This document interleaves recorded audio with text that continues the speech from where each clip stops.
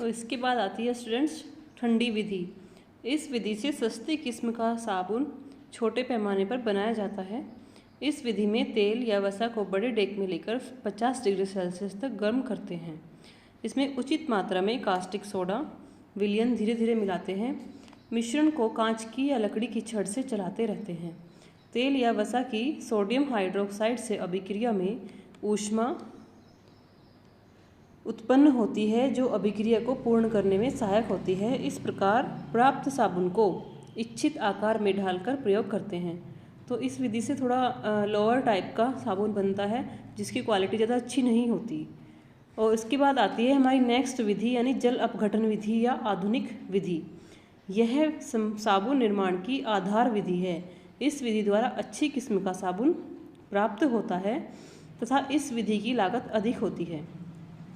इस विधि में सर्वप्रथम तेल या वसा का जिंक ऑक्साइड या तनु सल्फ्यूरिक एसिड की उपस्थिति में अधिक ताप व दाब में जल अपघटन कराया जाता है। जल अपघटन से प्राप्त वसीय अम्ल कम दाब पर आसवन से पृथक कर लिया जाता है। इन अम्लों के उदासीनीकरण से साबुन प्राप्त होता है, यानी इसमें उनके जिंक ऑक्साइड्स का प्रयोग होता है जिसमें थोड़ा केमिकली भी और फिजिकली भी ज़्यादा मेहनत लगती है। इस वजह से इस विधि से साबुन तो ज़्यादा बेटर तरीके का प्राप्त होता है, लेकिन यह इकोनॉमिकली अगर देखें तो इसमें लागत अधिक आती है। नेक्स्ट हमारा जो टॉपिक आता है वह है साबुन की स्वच्छीकरण क्रिया, यानी कि जो साबुन होते हैं उनका जो क्लीनिंग एक्शन होता है, यानी साबुन से ही नहाकर या कपड़े धोकर कैसे साफ होते हैं ये हम देखेंगे। धूल व मिट्टी के कण हमारी त्वचा में उपस्थित प्राकृतिक तेल के साथ मिलकर हमारी त्वचा पर चिपके होते हैं। साबुन को जल में घोलने से साबुन के अणु आयनित हो जाते हैं और यह कोलाइडी विलयन बनाता है तथा तेल व चिकनाई के साथ पायस बनाता है। यानी जब यह साबुन को पानी में घोलते हैं तो साबुन को केमिकली जो होता है वह एस्टर्स होते हैं ना, मतलब फैटी एसिड्स के साथ जब ग्लिसरॉल जब बनते हैं तब साबुन बनते हैं सैपोनिफिकेशन अभिक्रिया में, तो वो पानी में घोलने पर टूट जाते हैं, यानी उनके आयंस अलग अलग हो जाते हैं और कोलॉइडी विलयन बन जाता है।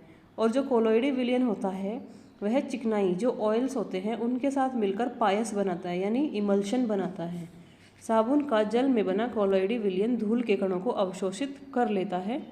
चिकनाई के साथ पायस बना लेने से यह तेल तथा चिकनाई की पकड़ को कमज़ोर कर देता है। जो जल की धारा के बहाने पर धूल चिकनाई के कण दूर हो जाते हैं। इस प्रकार साबुन का जो होता है क्लीनिंग एक्शन कंप्लीट होता है। इसके बाद हमारे नेक्स्ट टॉपिक आता है मोम यानी वैक्स।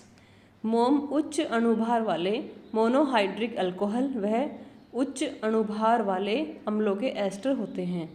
यह प्राकृतिक एस्टर हैं। इसमें उपस्थित अल्कोहल तथा अम्लों में कार्बन परमाणुओं की संख्या 16 से 34 तक होती है, यानी इसमें नंबर ऑफ कार्बन्स 16 to 34 होंगे अल्कोहल्स में भी और अम्ल में भी, जो मोनोकार्बोक्सिलिक अम्ल होंगे। कुछ प्रमुख मोम निम्नलिखित हैं, यानी हम यहाँ पे एग्जांपल्स देखेंगे कौन कौन से मोम होते हैं। फर्स्ट आते हैं कार्नोबा मोम। यह मिरिसिल अल्कोहल तथा सेरेमिक अम्ल का एस्टर है। इसका रासायनिक नाम मिरिसिल सेरोटर होता है। यह मुख्यतः ताड़ के पत्तों में पाया जाता है। इसका उपयोग पॉलिश, कार्बन पेपर तथा स्टेंसिल बनाने में होता है। स्पर्मेसिटी मोम सेकंड वाला हमारा है। यह सिटिल अल्कोहल तथा पामिटिक अम्ल का एस्टर है। इसका रासायनिक नाम सेटिल पामिनेट होता है। यह मुख्यतः व्हेल मछली से प्राप्त होता है। इसका उपयोग मुख्यतः प्रसाधन सामग्री बनाने में होता है। एक इसका अन्य उपयोग भी होता है, जिसे पेपर्स होते हैं, कुछ चमकीले चिकने पेपर होते हैं, उसको भी चिकना इसी मोम की सहायता से बनाया जाता है, यानी स्पर्मेसिटी मोम की सहायता से। थर्ड नंबर पे आता है मधुमक्खी मोम। यह मिरिसिल अल्कोहल तथा पामिटिक अम्ल का एस्टर है। इसका रासायनिक नाम मिरिसिल पामिटेट होता है। और स्टूडेंट्स आपको सभी जितने भी इसमें मोम दिए हुए हैं, मोम के उदाहरण हैं, इन सब के रासायनिक संगठन, यानी ये किस किस से बनते हैं, कौन सा अल्कोहल है और कौन सा अम्ल है, और इनका रासायनिक नाम, ये सभी आपको याद रखने हैं। तो इनमें दिए हुए हैं सभी में, तो इनका कंपोजिशन भी मिल जाएगा और उनके नाम भी। यह शहद के छत्ते से प्राप्त होता है। इसका उपयोग जूते की पॉलिश, मोमबत्ती, प्रसाधन सामग्री, फर्नीचर की पॉलिश आदि बनाने में होता है। नंबर 4 पे आता है पैराफिन मोम। यह उच्चतर संतृप्त तथा असंतृप्त हाइड्रोकार्बन जो कि पेट्रोलियम से प्राप्त होता है का मिश्रण है। इस कारण इस मिश्रण को पैराफिन मोम कहते हैं। रासायनिक दृष्टिकोण से यह मोम नहीं है। क्यों? क्योंकि मोम में केमिकल कंपोजिशन अगर हम देखें मोम का, तो उसमें क्या क्या होता है, एक तो अल्कोहल होता है और एक अम्ल, यानी अल्कोहल और अम्ल से बने हुए एस्टर को मोम कहते हैं। जबकि पैराफिन मोम में क्या है, अल्कोहल नहीं है और ना ही अम्ल है।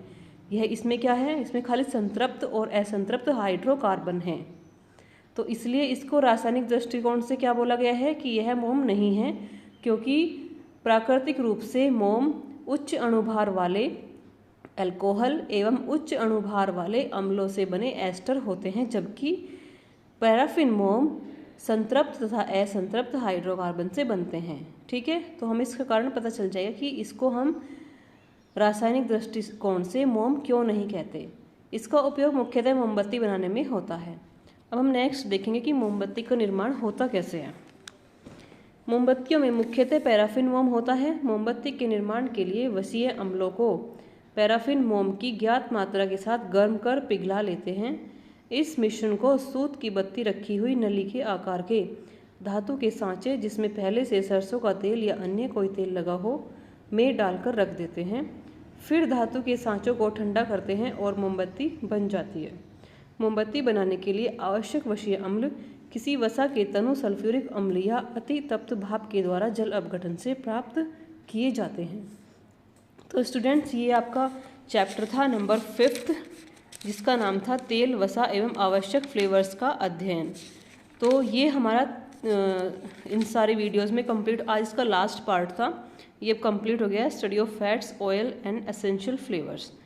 तो आप इन सबकी नोट्स रेडी रखिए और मैं इसके क्वेश्चंस, जब हमारी नेक्स्ट जूम क्लास होगी तब हम इसके क्वेश्चंस डिस्कस कर लेंगे। तब तक के लिए आप इसके नोट्स रेडी रखिए।